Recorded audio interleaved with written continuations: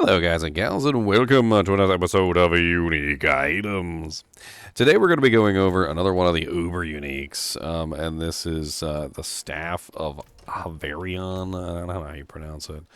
Uh, ah, Ahavarion, Spear of Lycander.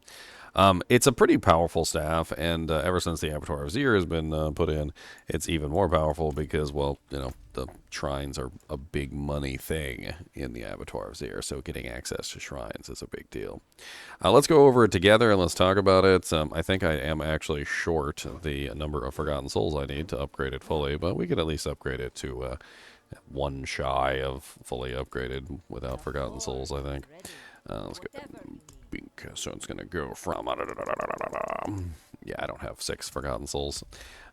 Forgotten Souls have been hard to come by this season, ever since I kind of stopped. Why is the Chinchilla doing this? Dusty, like, is this really how you want to live your life? Hmm? Is that really how you want to live your life? Can you get out of there? Get out of there. So the Ahavarion Spear of Lycander is pretty OP, if I'm being perfectly honest. The ability to summon forth random shrine effects is just insane, but we'll cover that later. So first off, it is a staff. Because it is a staff, you do get the 49% damage to crowd-controlled enemies.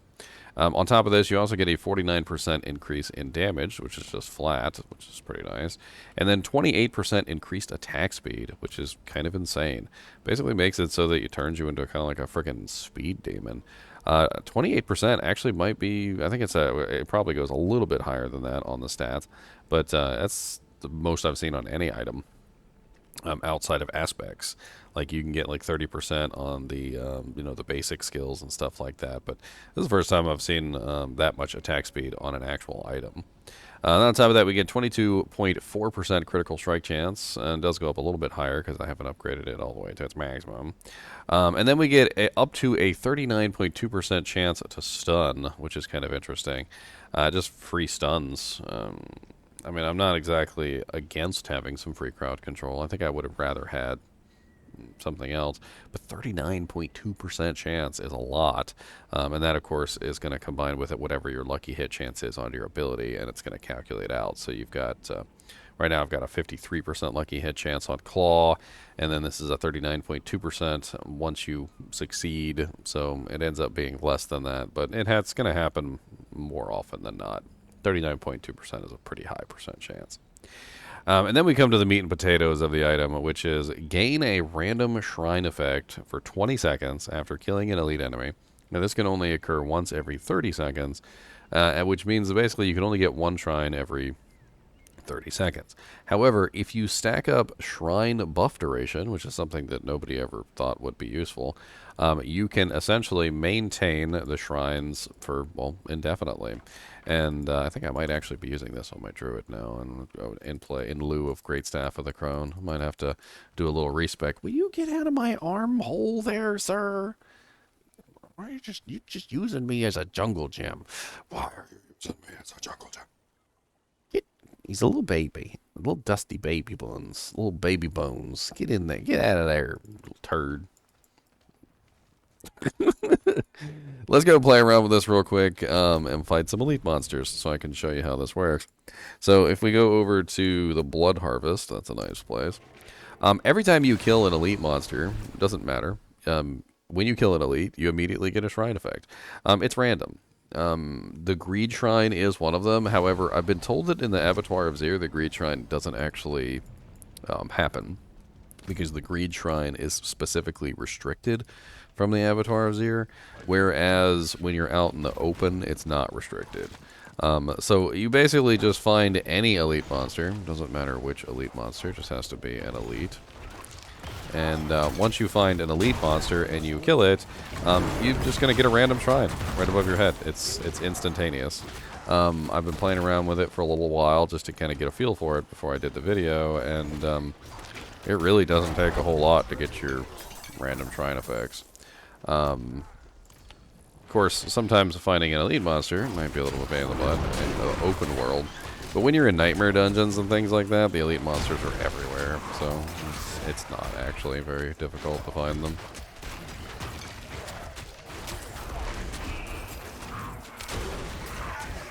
Let's see, click on this, maybe the elites will pop out.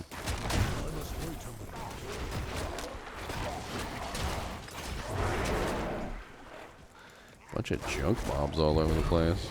Of course, you can also get regular shrines as well, and the shrines do stack on top of each other. So if you are capable of getting a shrine and then activating the effect, you can then have 2 shrines. So in this particular case, I've got the greed shrine running.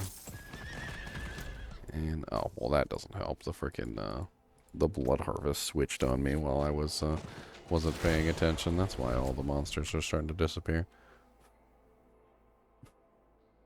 I'm messing with you, Bones. He said, leave me alone.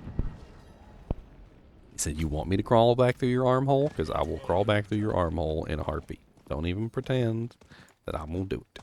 Because I will do it. That wormhole's nice and warm. It's warm in there. Warm and it's warm.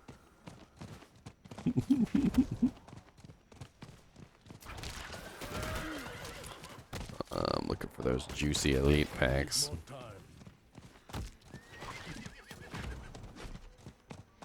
The events are usually a good place too. Now, this does bring up an interesting topic of discussion, which is, well, what about when you don't have an elite monster?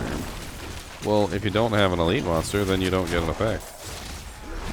And this means that bosses are off limits, so bosses don't give the effect. Although bosses count as an elite monster, of course, as soon as you kill the boss, well, then that's over, right? So you don't need a shrine effect after the boss is dead. On top of that, well, when you don't have any elites nearby, well, then again, you don't get any shrine effect. So it, because it is tied specifically to elites, this can be a little bit of an issue. But I think you'll find that there's usually enough elites around that you can get at least some shrine effects. As you can see, I got the channeling earlier, and this time I got the lethal when I killed the second elite pack, which is, you know, guaranteed crits. And of course, there's a nice wide array of shrines. There's Blast Wave, which does massive amounts of damage. There's Conduit, which makes you invincible and does pretty good damage. Although, I think some people do more damage than the Conduit does. But I think the invincibility combined with the ability to, you know, completely ignore damage and dish out a lot in return, I think that's, you know, kind of just amazing. We also have, obviously, the Lethal Shrine, which guarantees criticals, which may or may not be all that amazing for you. And then the Channeling Shrine, which essentially allows you to spam your abilities with absolute impunity.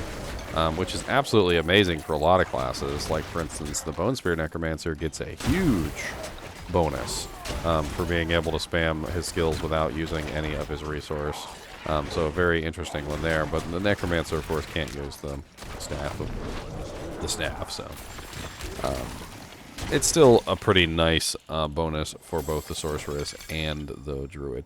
And of course, the Sorceress and the Druids are the only ones that can utilize it, so it's limited to them.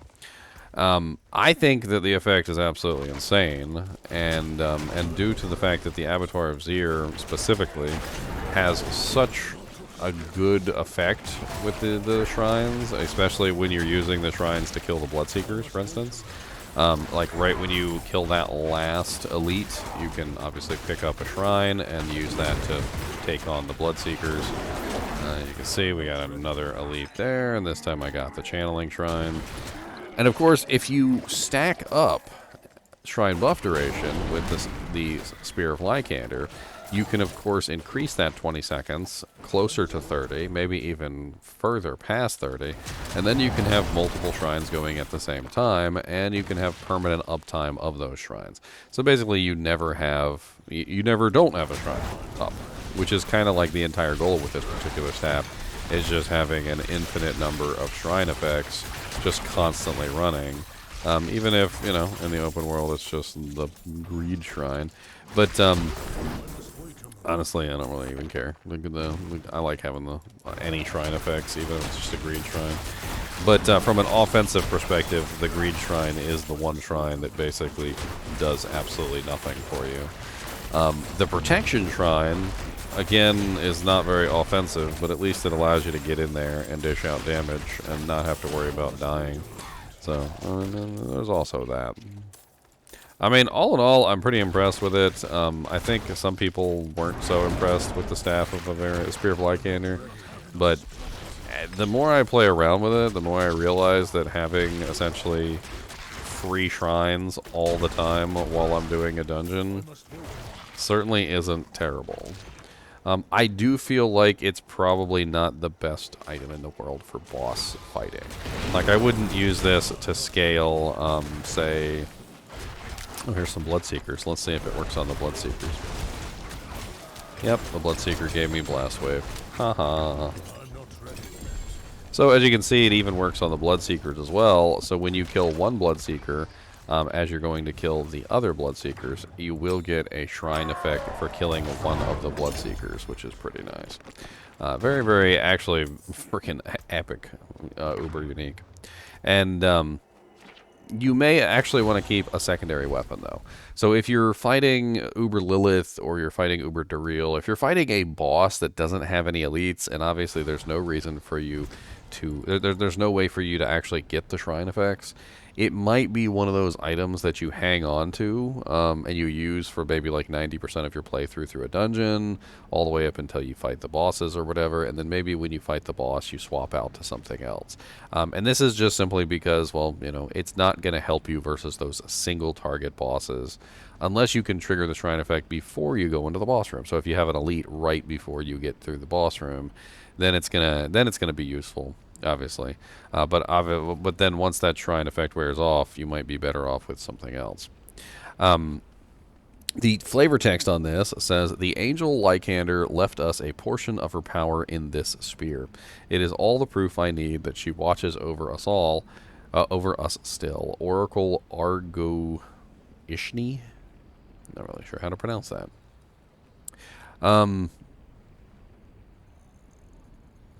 I'm definitely going to have to build a character around this one. We'll have to have some fun with it. I think I'm going to make it this druid. I was also considering making a Ring of the Starless Skies character with this character as well. Potentially building completely around Shred. I thought it could be interesting to just run like a full Shred druid with the Ring of the Starless Skies. Go for some other ways to restore spirit, obviously, and just maintain, just spamming Shred constantly. Moving away from Claw entirely and moving away from Stormstrike, just to see how powerful I can scale up Shred using, well, both the Ahavarion Spear of Lycander and the Ring of the Starless Skies. It could be an interesting combination. I've got some fun theory crafting to do, and I hope you guys will join me for that. As always, I do appreciate you guys and gals watching my videos, even when we're just talking about the Spear of Lycander. And as always, keep watching.